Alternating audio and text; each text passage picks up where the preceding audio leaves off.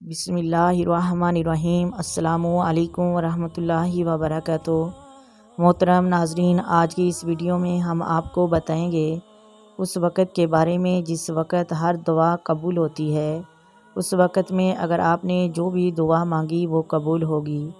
آئیں آپ کو بتاتے ہیں کون سا وقت ہے جس میں آپ نے جو دعا مانگی وہ قبول ہو جائے گی۔ محترم ناظرین، اللہ رب العزت نے ہمیں بہت ہی فضیلتوں سے نوازا ہے۔ اللہ تبارک و تعالیٰ نے ہم پر بہت ہی رحمتیں عطا کی ہیں، جس نے ہمیں ماہ رمضان جیسا مہینہ عطا فرمایا اور ذی الحج جیسا مہینہ عطا فرمایا۔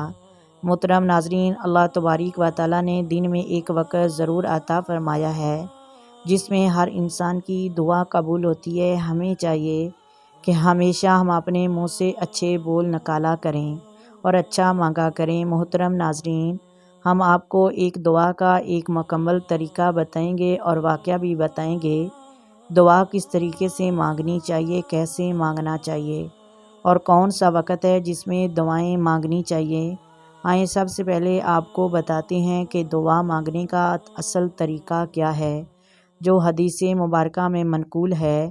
ایک نبینہ صحابی میرے نبی کریم صلی اللہ علیہ وآلہ وسلم کی بارگاہ رسالت میں آیا اور آ کر کہنے لگا کہ یا رسول اللہ، دعا کریں اللہ رب العزت مجھے آنکھیں عطا فرمائے۔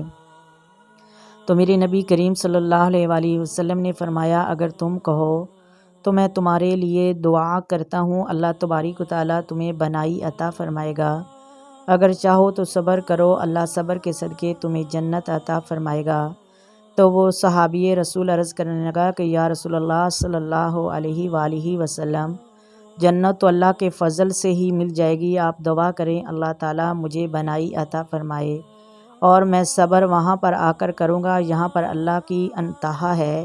پھر نبی کریم صلی اللہ علیہ وآلہ وسلم نے فرمایا کہ چلو پھر تم ایسے کرو کہ تم گھر جاؤ اور وضو کر کے 2 رکعت نماز نوافل ادا کرو اور پھر میرے وسیلے سے دعا مانگو، یعنی تم اللہ کی بارگاہ میں یوں ہی دعا کرو کہ اللہ میں تیرے نبی کے وسیلے سے دعا مانگ رہا ہوں، تیرے نبی کا وسیلہ لے کر آیا ہوں، اور پھر کہنا کہ یا محمد میں آپ کی طرف متوجہ ہوں، آپ کے وسیلے سے اللہ کی بارگاہ میں حاضر ہوں، پھر دعا مانگنا، دیکھنا تمہاری ہر دعا قبول ہوگی۔ محترم ناظرین، ہم ساری رات وظیفے کر لیں، ساری رات اپنی عبادتیں کر لیں اور ہماری دعائیں قبول نہیں ہوتی، اور پھر آخر میں کہنا کہ یا اللہ اپنے نبی کی سفارش میرے حق میں دعا قبول فرما۔ محترم ناظرین، یہاں پر کون سیکھ رہا ہے دعا کا طریقہ؟ نبی خود سکھا رہے ہیں۔ آج کل ہمیں کہا جاتا ہے کہ نبی کے وسیلے سے دعا ہی نہ مانگیں، نبی کا وسیلہ مانگنا شرک ہے۔ محترم ناظرین، حضرت ابو سعید خدری رضی اللہ تعالی عنہ فرماتے ہیں کہ ہم اٹھ کر نبی کے پاس سے نہیں گئے، ہم بیٹھے رہے اور وہ صحابی گئے اور دعا مانگی، جب واپس آئے تو اللہ تعالیٰ نے انہیں آنکھیں عطا فرما دی تھیں۔ محترم ناظرین، نبی کریم سے دعا کا توسل یعنی نبی کے وسیلے سے دعا مانگنا خود نبی کریم نے سکھایا ہے۔ آپ کو اس بات کی وضاحت کر دیں کہ یہ حدیث ترمذی اور سنن ابن ماجہ میں موجود ہے۔ محترم ناظرین، امام بخاری اپنی صحیح بخاری میں یہ حدیث نقل کرتے ہیں کہ حضرت عمر فاروق اعظم تمام صحابہ میں بہت دانشور اور بہت ہی منتقی پرہیزگار شخصیت کے مالک تھے۔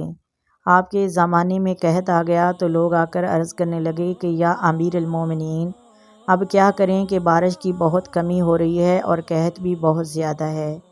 آپ خاموش رہے اور پھر تھوڑی دیر بعد آپ نے حضرت عباس حضور کے چچا کو بلایا اور آپ رضی اللہ تعالی عنہ نے حضرت عباس کو کھڑا کر کے یوں ہی دعا مانگی کہ یا اللہ، پہلے تو تیرے نبی کے وسیلے سے ہم دعائیں مانگتے تھے، اب ہم تیرے نبی کے چچا کے وسیلے سے دعا مانگتے ہیں، ہماری دعا قبول فرما۔ تو محترم ناظرین، اللہ تعالیٰ نے بارش عطا فرمائی اور راوی لکھتے ہیں کہ آپ ابھی گھر نہیں پہنچے اور پورا مدینہ بارش سے جل تھل ہو گیا۔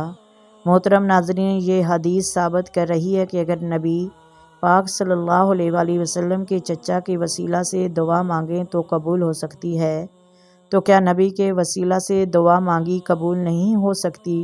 وہ بھی ہو سکتی ہے۔ محترم ناظرین، اب آپ کو بتاتے ہیں کہ کس وقت دعا مانگنی چاہیے اور کس وقت اللہ تبارک و تعالیٰ دعا کو جلدی قبول کرتا ہے۔ محترم ناظرین، 3 وقت ایسے ہیں جن میں اللہ تعالیٰ دعا جلد قبول کرتا ہے۔ نمبر 1، تہجد کے وقت اللہ تعالیٰ دعا بہت جلد قبول کرتا ہے۔ نمبر 2، عصر کے بعد اللہ تبارک و تعالیٰ بہت جلد انسان کی دعا قبول فرماتا ہے۔ اور تیسرا، مغرب کے بعد افطاری کے وقت جو بندہ مانگتا ہے اللہ تبارک و تعالیٰ اس کی دعا کو بہت جلد قبول فرماتا ہے۔ اللہ تعالیٰ نے ہمیں ماہ رمضان کا مہینہ عطا فرمایا، ہمیں چاہیے کہ ہم اس میں وہ مانگے جو ہمارے حق میں بہتر ہو۔ مثلا ناظرین، اس میں دل کھول کر دعائیں مانگا کریں۔ یہ وہ بابرکتوں والا مہینہ ہے کہ جس کی ساری ساری رات اہتمام فریادیں کرتے ہیں۔ ہمیں چاہیے کہ ہم بھی برکتوں کو اور رحمتوں کو لوٹنے کی دعائیں مانگیں، پر نور ہونے کی دعائیں مانگیں، اپنی زندگی میں خوشحالیاں لانے کی دعا مانگیں۔ ناظرین، اگر ویڈیو اچھی لگے تو لائک کریں۔ آئیں مل کر آقا دو عالم نور مجسم صلی اللہ علیہ وآلہ وسلم کی ذات پر درود و سلام پڑھیں۔ الصلاۃ والسلام علیک یا سیدی یا رسول اللہ، الصلاۃ والسلام علیک یا سیدی یا حبیب اللہ، الصلاۃ والسلام علیک یا سیدی یا نبی اللہ وعلی آلک وصحبک یا سیدی یا محمد رسول اللہ۔ محترم ناظرین، اللہ حافظ۔